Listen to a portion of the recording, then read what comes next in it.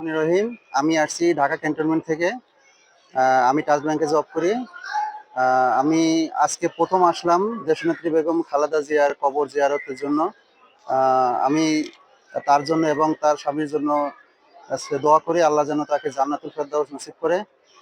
বর্তমানে দেশনায়ক তারেক রহমান যেন দেশটাকে সুন্দর এবং সমৃদ্ধিশীল মাধ্যমে দেশকে যাতে ভালোভাবে পরিচালনা করতে পারে, সেজন্য আমরা সবাই দোয়া করি। এবং দেশে এই 1.5 মাসে যে সুন্দর একটা পরিবেশ সৃষ্টি হয়েছে, এই পরিবেশটা যেন আগামী 5 বছর সুন্দরভাবে যেন থাকে, আমরা সেজন্য অবশ্যই তার সরকারকে দোয়া করব।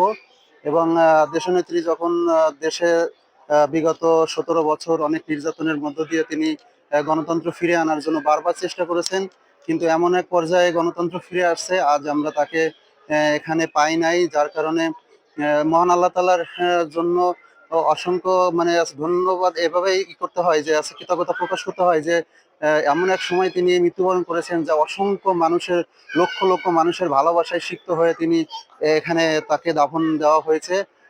তাই আমি আল্লাহর দরবারে তার জন্য দোয়া প্রার্থী, এবং সবাই তার জন্য দোয়া করবেন, আল্লাহ যেন তাকে বেহেশত নসিব করে।